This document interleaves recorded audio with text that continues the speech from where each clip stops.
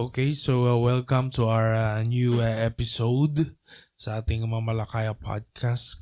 Siguro 151 na yata to, Sir John. Ano? Dami Wala si Brother Tomas dahil, he's working now. So, he must, kasi nag-English pa ako eh.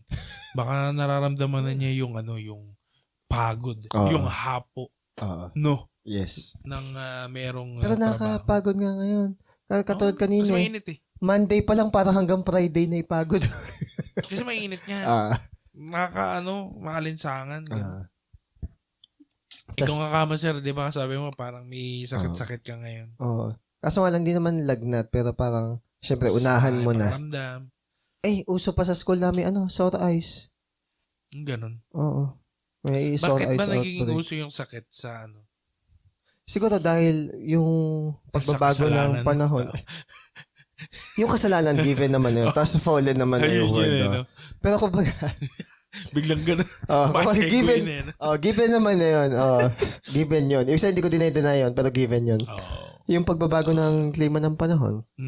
Tapos yung pagiging relax kasi natin dahil, kunwari, bumaba na yung cases ng COVID. Pero hindi siya totally eradicated.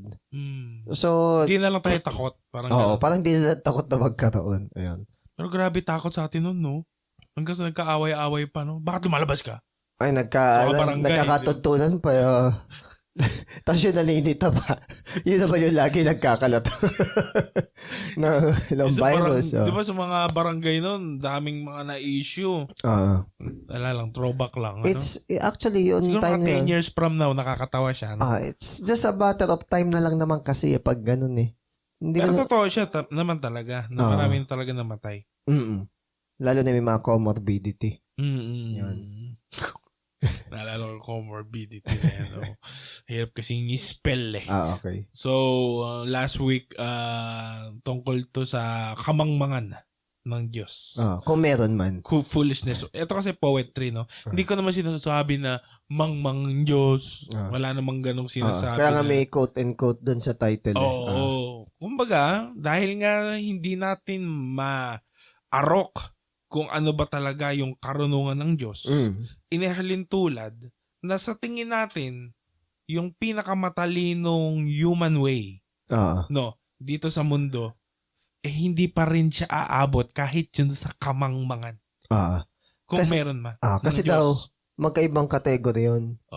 It is as if na sinasabi mo sa ahas na lumipad, o sinasabi mo sa ibon na gumapang tulad ng ahas. Ngayon, hindi naman natin binabaliwala yung katalinuhan ng mundo. Kunyari, ako. May sira kunyari sabihin natin sa kotse ko, kung may kotse man ako. Sa gitara, para totoo na lang. Hindi, alam ko kasi sa gitara eh. Okay. Pag hindi ko alam. Kunyari, may kotse ako, may sira. Ano gagawin ko? Tatawag ako ng mekaniko. Siyempre. Kahit hindi siya Christian. Siyempre. Di ba? Kahit naman sa politiko Ang iboboto ko, yung merong skill talaga sa pag-govern ng bansa. Kasi, minsan, kahit Christian, hindi naman din talaga skilled regarding that. No offense, pero yun naman din. Hindi mo rin kasi magiging, hindi naman yun yung requirements para ka maging politician. Exactly. Christian ako eh. Though it's a good thing na politician kasi meron kang fear of the Lord. Ngayon, kung Christian ka, tapos skillful ka pa, tapos ganda ng record mo. Then, much better, Pero kung yun lang ang bragging rights mo, Christian ka, baka nga di ka pa Christian, pinagyayabang mo. Yun nga So, okay. So, kunyari naman, may isira sabihin natin sa, ano pa ba? May sira sa bahay. Ayan. May magkukumpun yung mga plumbing. Sabihin, ang point lang natin doon guys, hindi natin binabaliwala yung karunungan na meron dito sa mundo.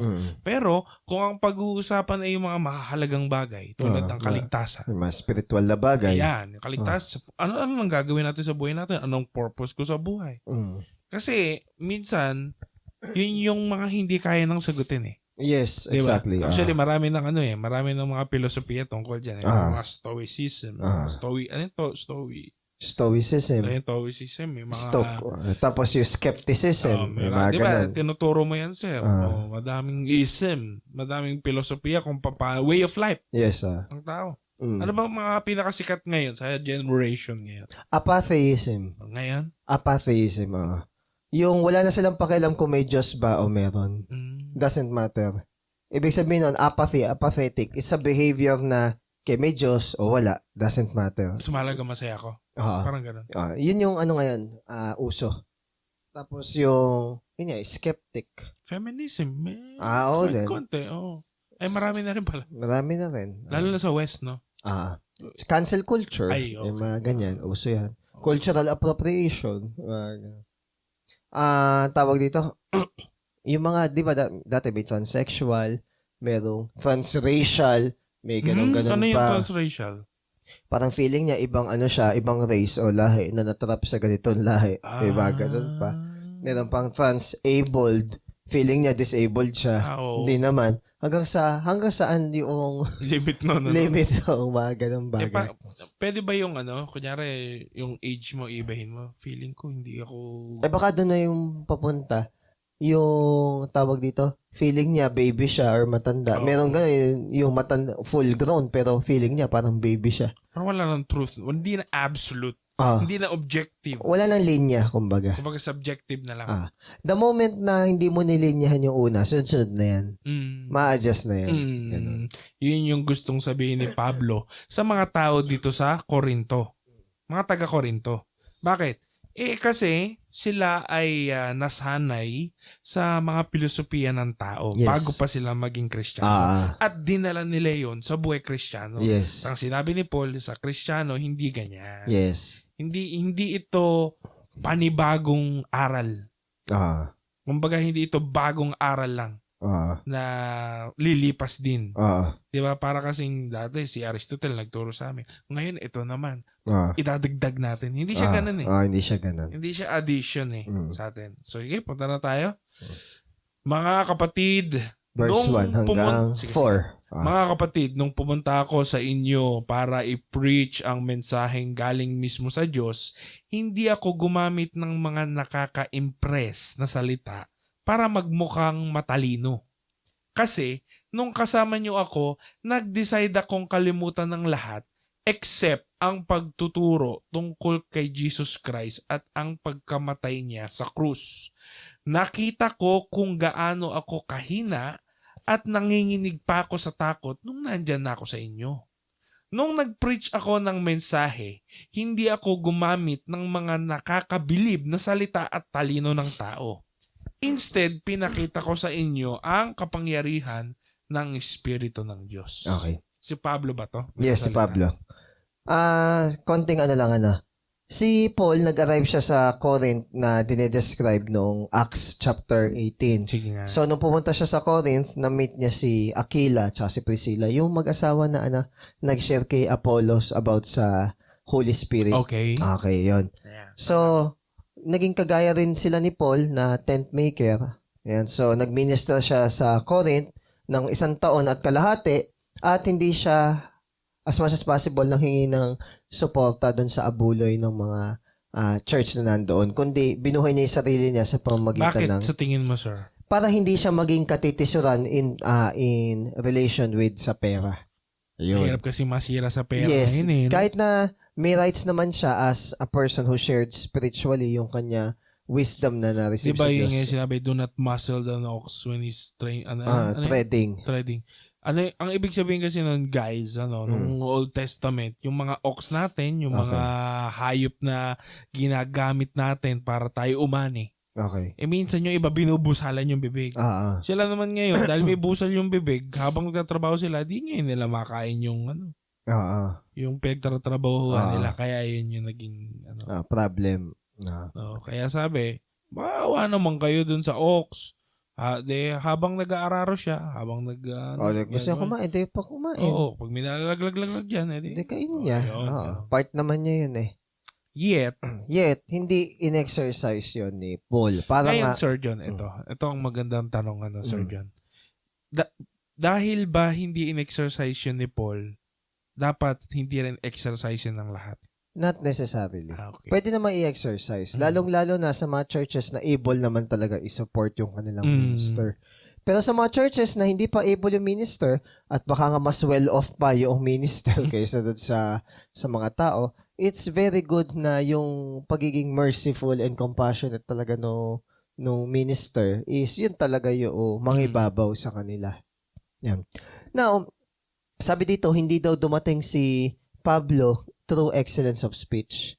Okay. Pero alam natin na excellent magsalita si Pablo. Nagbungol-bungolan ba dito si Pablo? Hindi naman. Nagbobobobohan ba siya? Hindi siya nagbobobohan dito. Alam niya na hindi lang ganun yung pamamaraan ng Diyos. Pwede naman siyang mag-share in a way na yung mga Jew hindi mai-stumble, or in a way na yung mga Greek naman makikita nila yung bagong wisdom. Pero hindi nang ganong package. Oo. Kaso nga lang hindi kasi yung ginamit ni God para yung tao is makagain ng true wisdom. Remember, sabi sa Proverbs, ang totoong wisdom daw ay nanggagaling saan? Fear of the Lord. So, kung ang spectrum na panggamit, kung ang spectrum ng panggamit ng pagre-receive ng wisdom ay maniwala at magkaroon ng takot sa Diyos na one day meron tayong pananagutan, nahaharap tayo, dun magi-start na, wait, patay ako. What if hindi okay yung buhay ko? So, doon ka magsasaliksik na, sino nga ba yung Diyos? Pero kung una bes, wala kang takot sa Diyos, hindi ka naman din talaga naniniwala sa idea na merong Diyos, hindi ka talaga makaka-attain ng wisdom ng galing sa Diyos. Pwede ba natin sabihin na pwede naman sanang labnawan ni Pablo na hindi siya magtutunog harsh pwede naman di ba? Pero hindi niya yung ginawa dahil nga actually hindi naman malabnaw yung preaching ni Pablo Ang shinare nga niya is foolishness sa mga Gentile and stumbling block sa mga sa Jew. Bakit? Though merong expectation yung Jew na eto ang Messiah, hindi niya doon pinresent. Kumbaga Sir John, pwede ba niyang i-package to yung message na hindi offensive? Yes. Pero ang problema ang problema, baka siya pa ang nagiging hadlang doon sa power ng gospel.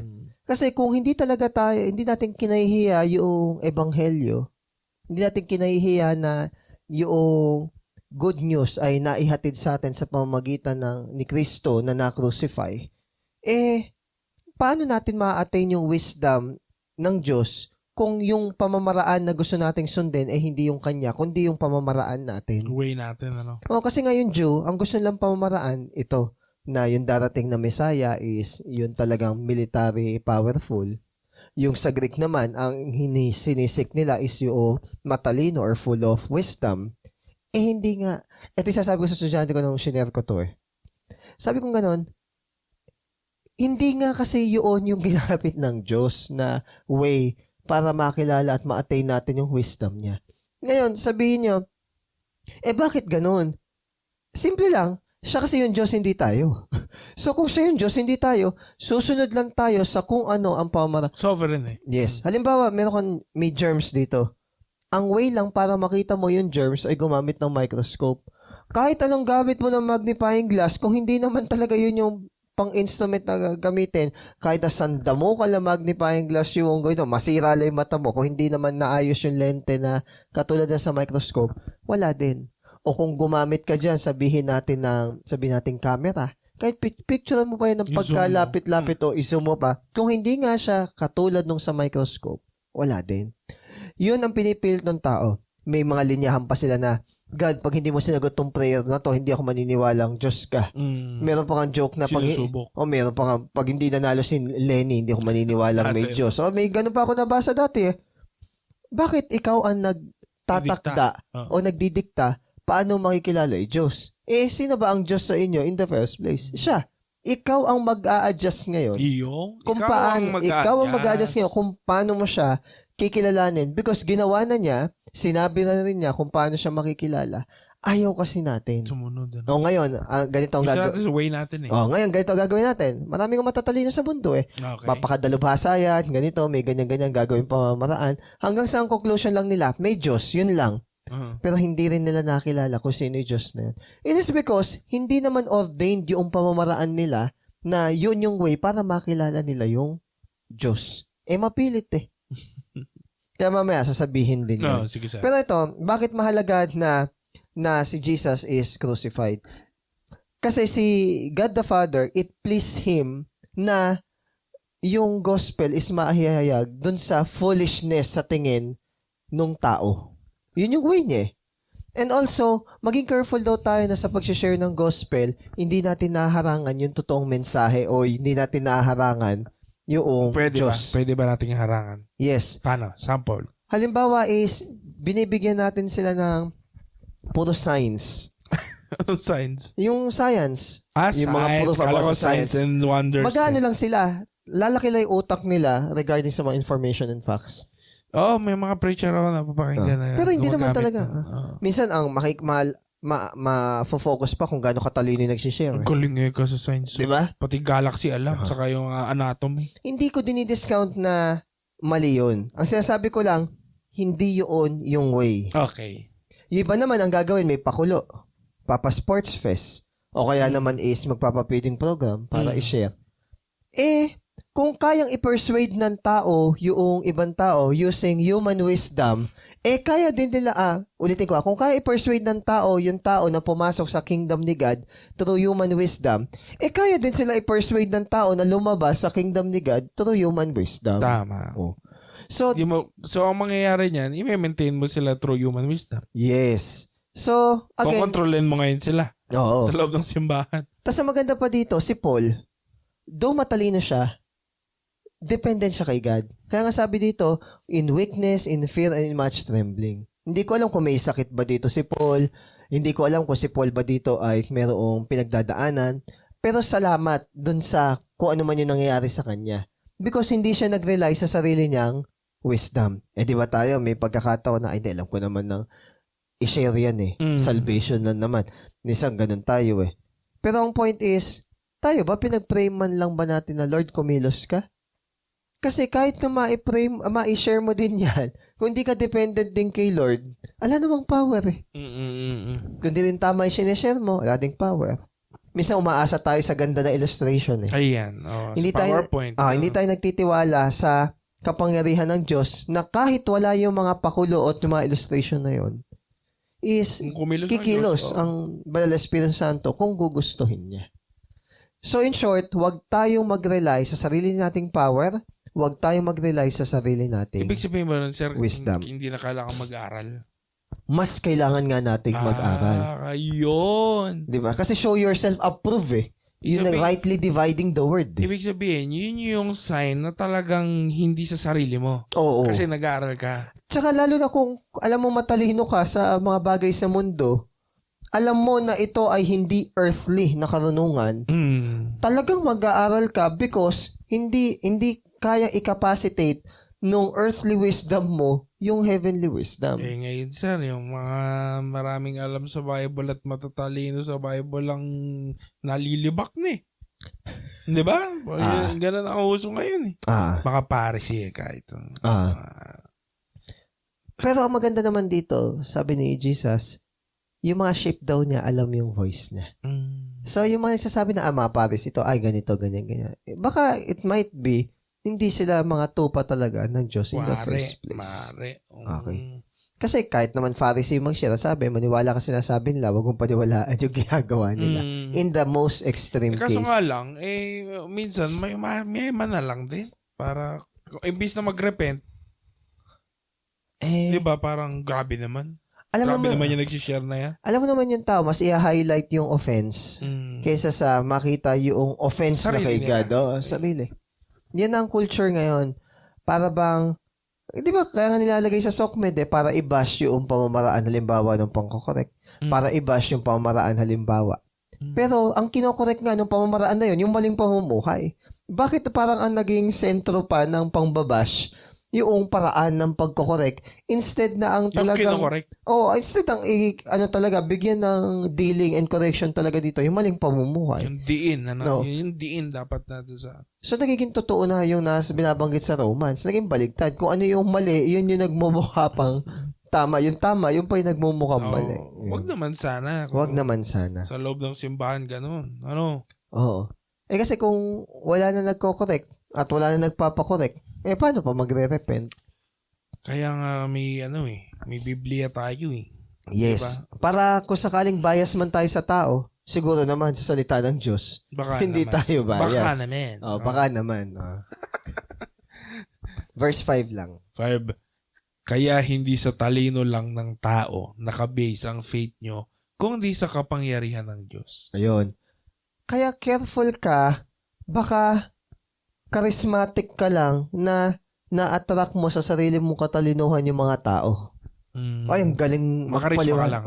Galing magpaliwanag. Mas magaling pa siya mag-share dun sa pastor namin. Ang tanong, tapos, saan ka na-draw? Sa aura o wisdom niya? O doon sa pahayag o revelasyon ng katotohanan ng salita ng Diyos sa buhay niya at sa buhay mo. So, kumbaga, wag daw nating i-draw yung tao at lagi nating i-focus at i-mindset sa kanila na ang pinipreach ko sa inyo dito is si Christ crucified. Kasi kung hindi na crucify si Christ, tayo ang magbabayad sa lahat ng ating mga kasalanan for all eternity. Ayun. So, another din dito is yung wisdom ng tao kasi tricky yan eh. 'Di ba? Para bang sige, dito na ako sasama, magaling makipagdebate to eh. Okay. Magaling mag-explain to dito na ako kakampi. Bakit sa Bible ba may pagalingan ba mag-share? Ala naman eh. Kasi kung hindi kikilos ang banal na Espiritu Santo, what for kung magaling ka? What for kung tingin ng tao pinakamatalino? What for kahit nga ba pinakamarami ka pang members sa church eh? What for kung pinaka-correct pa yung way mo ng pag-share eh? Ang tanong, nagre-rely ka ba sa wisdom ni God, hindi sa sarili mong wisdom? Pwede kasi na ang approach natin sa Biblia, intellectual eh, hindi naman hindi naman spiritual eh. So, how would God bless those people or bless those yung mga taong nagsishare ng gano'n? Madami, Sir John, ng mga nakikita ako personal, mga sikat, mga preacher, yes, na sad to say, kung ako ang tatanungin, hindi ko lubusang masasabi na sila'y nagre-rely sa kapangyarihan ng Diyos. Okay. Madaming mga factor. Minsan nadadaan sa script. Tandaan mo nun, yung may iba nag-share, pati yung paano yung emotion at saka yung nagulat ako eh. Ganito na baka systematic lahat. Nakabasa mo pati ba? Nabasa ko bang gano'n? Script? Yung share. Mag-iiba ng boses dito. Taga Manila. Ganito yung magiging emotions dito. Yung charismatic church na na-attendan natin before sa Manila. So, kumbaga, babasahin mo, may reaction pa, ganito dapat. Yung parang lahat program and systematic. Gano'n naman pala eh. Kaya naman pala eh. Naka-program, systematic, may tamang emotion, may tamang action, may tamang sequencing. Okay, good. Hindi na kailangan yung Holy Spirit.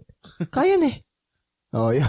So, ano ang sense ng sobrang effective na ministry at saka sobrang successful na church kung wala naman doon yung power ng Holy Spirit? Dito na lang ako sa sabihin nating maliit na church, pero yung power ng Holy Spirit is very evident. Yung may flip side yan, sir.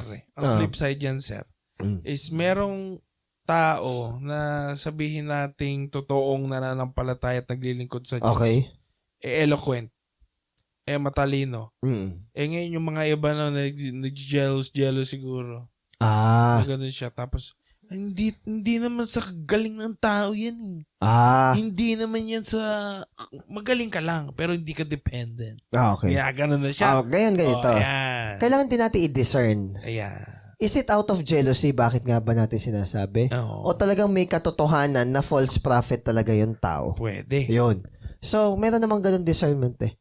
Kaya kunwari may kinokorek ako. May napakinggan akong preaching na mali naman talaga. Sinasabi ko na false prophet ka ako yan. Sabihin, masasaktan sila kasi members yan ng church na yun. Kaya ka nasasaktan is because you feel na ikaw yung inaatake ko because part ka ng church na yun. Kasi it's something personal to you eh. No, I am able to say this because na-discern ko talaga, marami na rin akong churches na na-attendan. Alam ko na rin yung pamamaraan nila in order to lure people plain truth, sa charisma. Plain truth. And people nowadays don't like the truth. Because sabi nga dun sa binasa namin kanina, Iron Shinto, this is not biblical, pero mapapansin mo, even yung nagsasabi sila ng sense of truth eh. Sabi doon is, true words are not always beautiful. Yeah. And beautiful words are not always true. So, kunwari, nadali mo ng correction, ano sasabihin? Wala silang love. Di ba guys, sasabihin. Ngayon, puro love naman, ang sabihin, nasan yung correction? Pag puro correction naman, sabihin, napaka-harsh naman. Di alam diba? saan lulugar, Hindi mo alam saan lulugar. Na-share ko na rin. Bagay, parang mga taga-Israel, Kahit anong bigay mo Ganun ang bigay. Reklamo ng reklamo di ba? Kaya nung 2017, share ako about sa iba-ibang approach. Kung gentle approach, hindi nagbago. Kung 2017? mabigat, 2017. Nung nasa pa ng Pampanga. Tagal, Nung 5 years? Midweek yun Nung pag ang approach mo naman is medyo madiin, sabihin harsh. Mabait o harsh, ayaw pa rin magbago. Ngayon, di ba, teacher ako sa NES, sa public. Ngayon, teacher na ako ng grade 12. So basically, may teacher sila ng grade 11 sa senior high school. Tinanong ko sila, sino pinakamabait yung teacher, pinaka-gentle, di marunong magalit? Then nagsabi sila ng pangalan. Nung time ba na yung bumabagsak pa rin kayo sa quizzes nyo? Kasi bagsak sila sa quiz ko Opo, hindi naman lahat Isa may mailan na bumagsak. Opo, mabait naman po. Ano sinasabi nila pag bumagsak kayo? Na-encourage po kami na mag-aral maigi.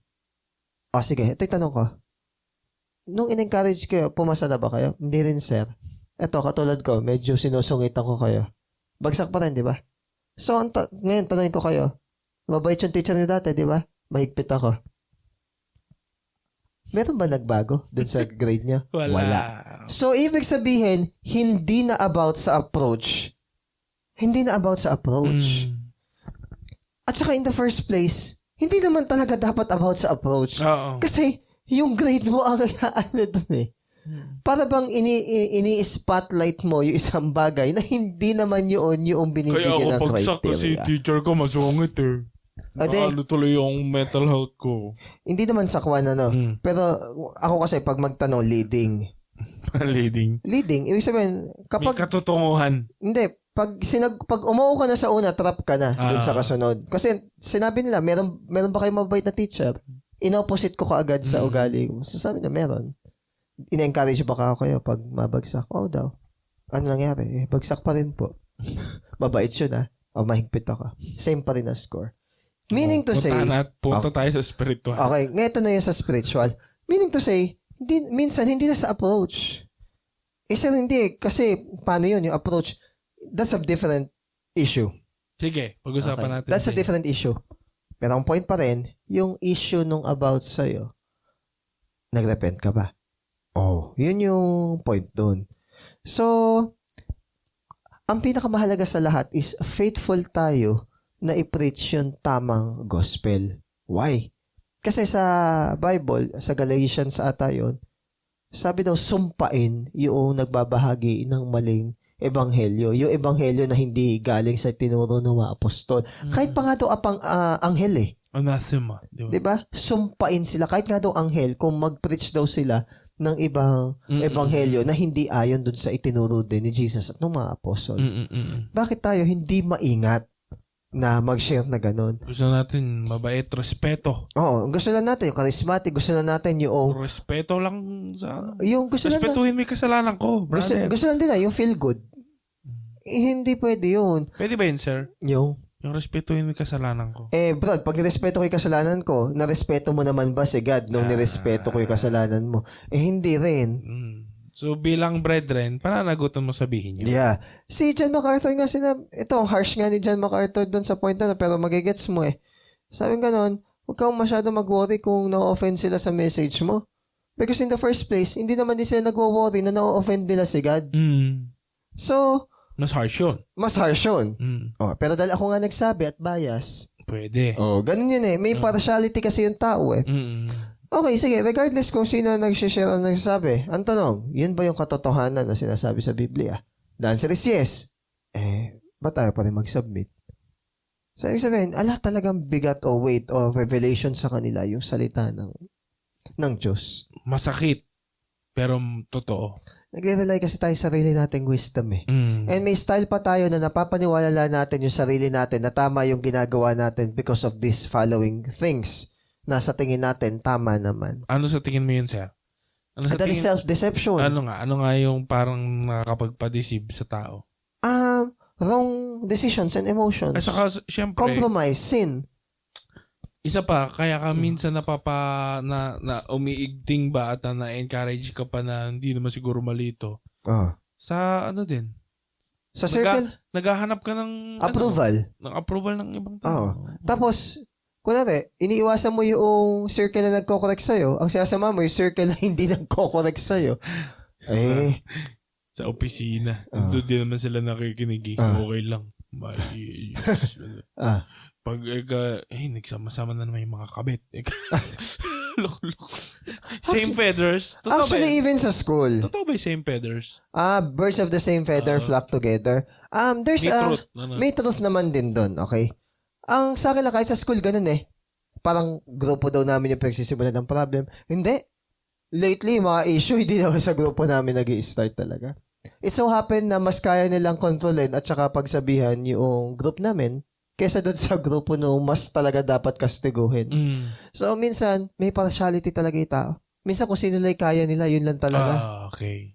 Ayun yung parang pangit doon eh. Parang Animal Kingdom, ano? Kasi kaya mong bulihin, ano? Oo. Kahit naman sa church. Ganun din eh. May church bullies eh. At saka may mga spiritual elitists din na parang untouchables.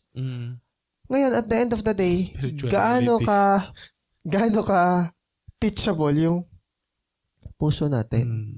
Yung humility, no? Yung humility. Regardless, no? Regardless ng kung paano ka sabihan. Yes. Pasigaw, pabulyaw, pabulong. Pero again, kidlat, kulog. Slow to speak, quick to listen, slow to anger. Totoo naman yun. And one day, yung issue na yun, ididil mo rin. Diba? Kung paanong si Paul na-tame. Pero kung sasabihin natin, laging loving in terms of hindi magiging firm, hindi magiging matigas yung correction. May nakakalimot atang magsabi kay Nathan kung paano i-correct si David. May nakakalimot ata na magsabi kay Jesus kung paano niya ni-rebuke si Peter. May nakakalimot ata magsabi kay Paul kung paano niya ni-rebuke si Peter na naman. so kumbaga, it's not always dilly daisy or sabihin natin na sunshine yung pagko-correct. Dilly daisy. Di ba? Hindi laging ganun. Hindi laging parang sweet. Minsan nasa likod nga yung kulog at kidlat. Di ba? Mga ganun eh. May style pa naman ako na ganito. Sige, ayaw magpa-correct. Pagbibigyan kita. Pero kapag di ka pa rin nag-repent after nung time na yon na hindi kita kino-correct, it so happened na hindi talaga about sa correction yung problema. About sa'yo. Ang reason yung mga tao ayaw sa ganong truth, kasi siyang hindi siya parang essay na pwede mong palabukin at saka palipat-lipat. Paano yung mga who are you to judge me? Di ba? You are you to judge. Okay, hindi mo pa alam ang buong kwento. Sige. Kanya. Kung hindi natin alam yung kwento, basa na lang tayo sa Bible. And ano ang sinasabi mo? Anong conviction mo regarding dun sa sinasabi sa Bible? Hindi ako man judge. Hindi ko tatanungin yung details. Pero base dito, ano ang sabi mo? Mali daw to, yung ganyan. Ang tanong, nabubuhay ba tayo sa ganon? Hindi. Wala na akong kailangan sabihin. Ikaw na nagsabi na hindi ka nabubuhay sa salita ng Diyos, hindi ka nabubuhay dun sa standard na yon. Alam mo na nasa compromise ka. Hindi na relevant kung naiintindihan kita or hindi kita naiintindihan. The point is, naiintindihan mo ba yung Bible? Yun kasi ang lagi sinasabi. Hindi kasi kung naiintindihan ka. Okay, doon naiintindihan ka and then, nagrepent ka ba? Parang yung sinasabi mo, yung ng chuchu, di ba? O yung sip-sip na sinumbong yung nangongopya. Kasi sir, mayabang naman. Sip-sip naman talaga yan eh. Sige, given sip-sip na siya, sige, ihiwalay muna natin yung issue niyan. Ikaw muna. Nangongopya ka ba? Totoo ba ang sinismis niya? O chinucho niya? Tayo. Yes, sir. Magbago ka. Yun yung gusto kong i-remind sa atin. Pwedeng i-shift. Yes, mali sila. But it doesn't remove your responsibility to repent. Yes, mali sila. Mali ka rin. Oo. Yun yung gusto kong i-point out. Kaso nga lang, dahil nga nagko-compromise ka na at ayaw makorek, mamasamain mo talaga lahat. Ngayon, naiintindihan mo na hindi ka naiintindihan. Ang tanong, naiintindihan mo ba bakit ang tingin mo hindi ka naiintindihan? Or siguro, much better, naiintindihan mo ba kung stand ng Bible doon sa ginagawa mo? Ngayon, kung hindi, bakit ipipilit? Kasi nga ito yun. Yung wisdom ng man is always inferior sa foolishness ni God. Pipilit mo eh. Kahit nga ipilit mo. Lulusot natin, ano? Oo. Isa gender lang eh. Ganito, ganyan. Hindi nga eh. Hindi nga ganyan eh. Gender ba? Sa mga gender, di ba? Pinipilit. Hindi nga ganun. Lalaki at babae lang eh. Pwede mo ba sabihin yan sa airport?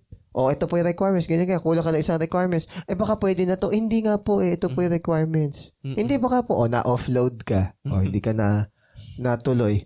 Pero tanggap natin yun Kunwari kulang na requirements. Hindi ka pinapasok. Tanggap mo eh. Kasi yun yung requirements eh. Bakit pagdating sa simbahan, yung correction na hindi kasing halimaw ng principal mo magsalita? Bakit yung correction na hindi kasing palamura ng boss mo na magsalita? Kasi hindi ka naman minumura.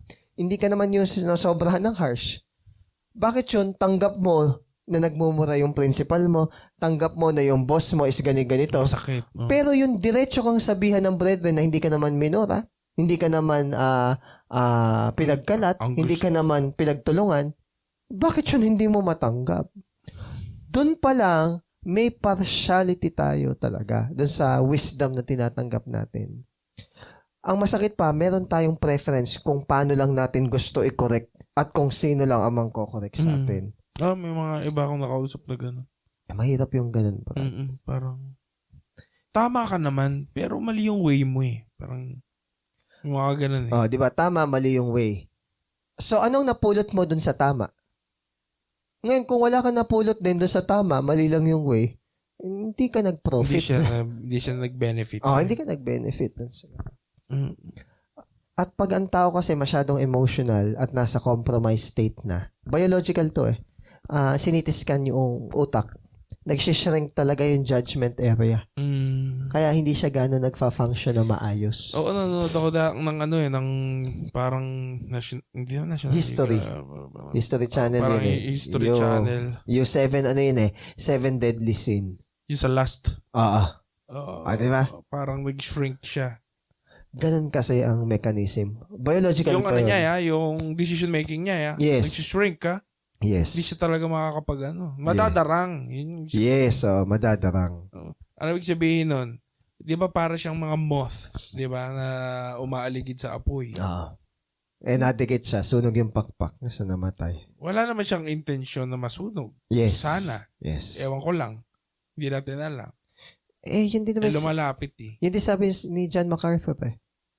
Wala ka man dun sa mismong bangin, pero kung lagi ka naglalakad dun sa madulas na gilid nung bangin, actually, it's a matter of time, mahuhulog ka, pero yung lagi mong ina-expose yung sarili mo dun sa madulas na parte ng bangin, compromise na daw yun. Meron na nga. Kasi alam mo, na. Minsan naman, ang ginagawa mo, binabalikan mo yung mga lustful desires in the past mo dun sa mga experience, parang nire-relish mo. Sabi nga rin ni MacArthur, tayo daw mga tao magaling mag-behave eh. Tinatago lang natin sa public ay yung kasalanan natin. Kung ang kasalanan natin, tinago lang natin sa public eye pero nandun pa rin sa heart natin, hindi pa talaga yun fully repented. Kailangan daw, hindi basta mag-behave na yung tao na mawala siya sa public eye. Mawala din dapat sa heart natin. Fear of God talaga. Beginning wisdom. Babalik. Pero yun naman talaga eh. Kasi kung nasa heart mo yun, parang, Lord, alisin mo to. Diba? How can a man keep his way pure? By keeping it according to his word. Kung ang pag-uusapan ng mga brethren natin, okay, siyempre, ang goal natin po dito ay para po i-please ang Diyos. So, not to please ourselves. Meron po ba tayong mga sa buhay natin, mga desisyon na sa tingin natin dinalugod ng Diyos?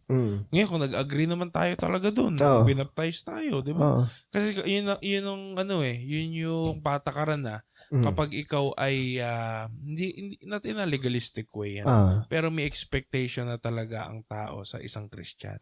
Hindi mo na yun mababago. At ang brethren sa kapwa brethren. Tapos sabihin hindi, wala na kasi tayo sa law.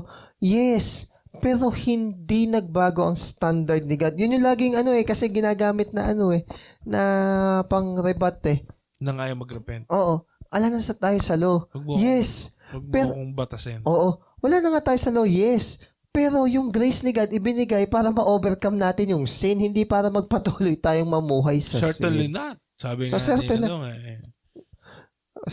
Sabi, why should not we sin more so that we become more humble? Alam na ni Paul Oo Alam na nga. ni Paul yung kasagot ng tao Kaya inunahan na niya Certainly not. Certainly How can not. a dead, di ba, live in sin? Oo. So, kumbaga, wag naman sa ating mali siya. So, paano? Paano pwedeng mag-humble down talaga? Mag-humble. Blessed are the poor in spirit. Di ba yun naman ang umpisa? Magsisimula siguro sa pag-amin, nagkamali ako, Lord. Yun, Parang nangyari sa, sa tawag dito, prodigal son, di ba? Kisimula talaga dun. Kaya nga may kausap ako minsan Alam mo, ang sabihin mo lang, unahin mo lang muna maging honest sa sarili mo Kung sabihin mo kung mali ka, sabihin mo, nagkasala ka, sabihin mo na nagkamali ka ng desisyon, fine. Hindi ka naman namin iiwanan, hindi ka naman namin lalayasan. Nandito kami bilang mga kapatiran mo. Ang point lang is, ikaw muna sa sarili mo, aminin mo na nagkamali ka. Kung sa sarili mo pa lang, hindi mo maamin na nagkamali ka, then, paano ka pa magbabago? Sarili mo na yan, ha? Paano mo magagamot ang isang sugat na hindi mo inihahantad? Yeah. Walang mangyari. Yung tao na tawag dito, nagko-cover ng sarili ng sin, does not prosper. So, dinedenay mo yung sin. Sugat mo natakpan mo, hindi mo langgasin. Buti pa sana ganito Sige, hindi na-expose yung sin. Pero ikaw, in your private, talaga nag-repent ka, tinalikuran mo, maintindihan ko pa Okay, pwede. Kasi di mo naman kailangan ihantad lahat Pero yung, alam mo na may pagkukulang pagkakamali ka, ayaw mo pang aminin. Tapos yung ibang tao pa mag-a-adjust sa'yo, there's something wrong with that. So, kumbaga, hindi tayo nagsasubmit talaga doon sa word ni God. Siyempre, isipin mo na naman, bias, isipin na naman, ganito, ganyan. Hindi Meron ka ba munang fear of the Lord? Yun na lang Kasi ang partial lang tao Meron ka bang fear of the Lord? Grabe ka naman, sir. Iba-iba naman kasi ng maturity.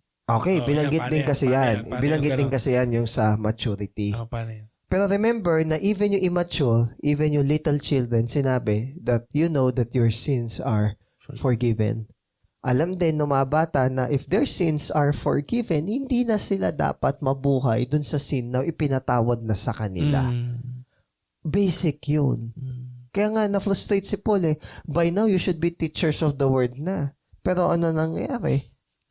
Spiritual milk pa din yung Tunog Chris Aquino By now, you should teachers of the law na ha?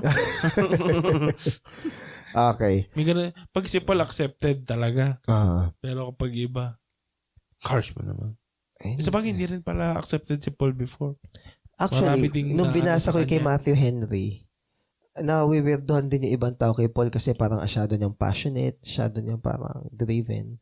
Si Paul kasi na-caught up niya yung yung layunin talaga na hindi, maikli lang yung buhay. Kinarir. So, talagang ginawa niya. Kumbaga, total, wala naman akong buhay maliban sa buhay na to. Gawin ko na yung inag-uutos na nagbigay sa akin ng buhay na to. Ganun lang. Hindi siya half-hearted. Tsaka masakit. Commit. Pag nasira ka na doon sa bagay na, ang hirap na magsabi ng testimony against doon sa bagay na yun.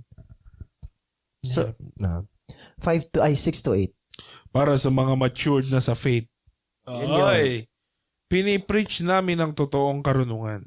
Pero hindi ang karunungan ng mundong ito o ng mga leaders nito. Kasi mawawala din ang mga yon. Ang karunungan na sinasabi ko ay ang karunungan ng Diyos na sikreto at nakatago, na pinili ng Diyos na gamitin para i-glorify tayo bago pa niya ginawa ang mundo. Hindi ito naintindihan ng mga leader ng mundong ito. Kasi kung naiintindihan nila, hindi sana nila pinako sa krus ang Panginoon ng kaluwalhatian. Okay. Ngayon, sabi dito, just because na hindi kinater ni Paul yung kagustuhan na wisdom na sabihin sa kanila ni Paul sa mga taga-Corinth, hindi naman ibig sabihin nun na walang wisdom sa Christianity. O hindi naman ibig sabihin nun na... Tang religion, mga gano'n. Oo. Religion of fools. Hindi. Just because hindi na ginamit yung wisdom ng Corinth doesn't mean na wala ng sense yung wisdom na sinabi ni Paul. Hindi napakalaki at lawak ng wisdom ni Christ. Na yung iba nga mystery pa eh. Kaya nga sabi sa Deuteronomy 29:29, yung mga revealed things ni-reveal niya para sa kanyang mga anak. Pero yung mga secret things is kinip niya talaga. So, kumbaga, may mga bagay tayong matututunan lang natin pag nandun na tayo sa better side of eternity, which is yung life eternity. Doon lang natin magigets yung iba. Meron nga dumaan tayo sa pagsubok not until na makayari tayo sa pagsubok, doon lang natin maintindihan bakit inalaw sa atin ni God yung pagsubok na. Sa katotoo din naman na sinasabi ng Biblia na simple talaga yung gospel, yung simple message. Lang. Simple, di ba? Simple talaga. Ginagawa lang natin komplikado. Diba? Simple, hindi siya komplikado. Yet, kapag ikaw is talagang everyday napapatunayan mo na totoo yung gospel sa buhay mo, yung pagiging simple niya, hindi simple ng word, pero lumalalim. May lalim na ngayon siya. Oo. Di ba? Tsaka, na parang, gano'n, nag-aaral ka ng Biblia, nakakonect mo. Old Testament, ganito. Yes. New Testament, ganun. Oo. So, akala mo simple. Meron palang mabigat na meaning. Oo, may ganun. Nagulat nga ako, ito sample lang Saan nagsimula magkasala yung tao nung kinain yung prutas sa bibigyan ko doon? Saan tinapos ni Jesucristo yung kasalanan? Sa pamamagitan ng pag-inom. Then sinabi niya, it is finished, into your hands I commit my spirit. Lahat ng kumakain, umiinom. So, nung kumain, alam natin hindi pa tapos ang plano ng Diyos. Tatapusin niya sa pag-inom. Diba? Even sa, kapag may mass, diba? Yung food, then yung drink. Laging pangalaway drink. As a finish. Dito ako isa na-amaze nung may binabasa ako. Yung, si Satan, ang pinantempt niya kay Jesus, gawin tinapay yung bato. Hindi niya sinunod. Pero, nung si Mary, sinabi niya na gawing tulungan yung mga tao kasi naubos yung wine, which is yung unang miracle of Jesus. Though hindi naman siya pinilit ni Mary, syempre nag-ask siya ng permission kay God the Father. Nag-miracle siya, sumunod siya. So napansin mo, hindi talaga yung temptation at gusto ng mundo at ni devil yung sinusunod niya. Yung will talaga ni God the Father. Foreshadowing na siya na inumin yung ginawa niya ng himala. The New Testament, which serves the purpose ng wine. So, kumbaga, nice. Ikaw nung binabasa mo yun, parang, wala lang, ginawa niya alak. Kaya, minsan justify pa, kaya pwedeng uminom, kapa noong iba That's not the message. Pero ang point lang is, dati, hindi mo siya naiintindihan as ganon. Pero as you grow more mature, nagkakaroon ka na ng knowledge, ng wisdom, ng discernment. Kasi yung Christian na hindi mature, lahat. Gullible. Tsaka lahat kakainin niya Kahit na hindi naman yun talaga Yun yung dapat natin parang bata. ingatan. Di ba parang bata, lahat sinusubo. Yeah. Kahit na hindi naman dapat. Ngayon, sino yung tinuturo na rulers of this age na hindi nakakaalam? Ako naniniwala, maraming pwedeng yung mga kings or emperors before. Pero mas naniniwala ako dito sa rulers of this age na yung prince of the air, si Satan. Kasi kung alam daw ni Satan kung ano magiging effect ng pagpapako ni Christ sa cross, baka hindi niya sana inudyukan yung world na ipako si Christ sa cross. Hindi siya mag-enter kay Judas, Yeah. So, na-guess mo? Ginamit si Satanas. So, kumbaga, garang-gina siya sa sariling mantika. And si Satan is a spiritual being. Pero hindi niya nag-grasp yung wisdom ni God. Hindi revealed sa kanya. Hindi revealed sa kanya. Secret sa kanya. Yes. If si Satan, a spiritual being, hindi revealed sa kanya yung wisdom ni God, how much more tayo na magyayabang na using the vast knowledge of this world is may intindihan natin yung hindi ni-reveal na message sa atin ni God.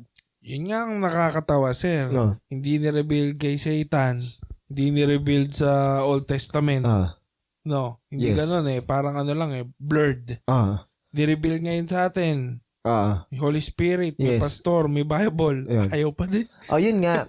Kaya nga sabing ganon, kung yung time na Sodom and Gomorrah, is walang Bible, wala namang talagang prophet. Sinapit nila. Yung sinapit yun yung sinapit nila. How much severe yung sasapitin ng generation na to na may preacher na may Bible na may nagko-correct na may openly na nagre-rebuke pero hindi ka pa rin nakinig. Diba yun yung sa Sunday? Sinabi, sa tyrants doon. Diba? Much severe. Do you think na yung nabagsakan ng Torre sa Siloa is mga mas masasamang tao kaysa doon sa the rest ng population? Hindi. But unless, pag hindi kayo nag-repent, ganun din yung sasapitin yun. O kaya huwag kayo magbe-blame ng ibang tao. So, huwag yung tingnan na parang, tinan mo sila mga makasalanan ko sa'yo. Pero again, syempre, i-deal pa rin yun, yung issue na yun, na yung way ng pagko-correct. Tama yun na i-deal in all ways, sana maging blameless tayo. So, I agree with that. Hindi natin dinedeny. Pero, kapag kasi ang attitude natin is, hindi mo na nga in-admit yung sa'yo, ina-amplify mo pa yung minor, it is as if na dininay mo na rin yung kasalanan mo. So, be very careful with that. So, kung nalalaman daw nung rulers of this age yung pinaggagawa niya, sana hindi na pinako si Christ. Kasi doon siya nagkaroon ng defeat eh. Now, ibinigay dito yung term na Lord of Glory. Sabi, it is the loftiest o pinakamataas na title na pwedeng sabihin ni Paul kay Jesus. Pero ang point lang is, pinakita dito as Lord of Glory, nire-regard talaga ni Paul si Jesus as something na high. Divine. So siguro, this is already a discernment enough na hindi tao lang ang ating Panginoong Jesucristo.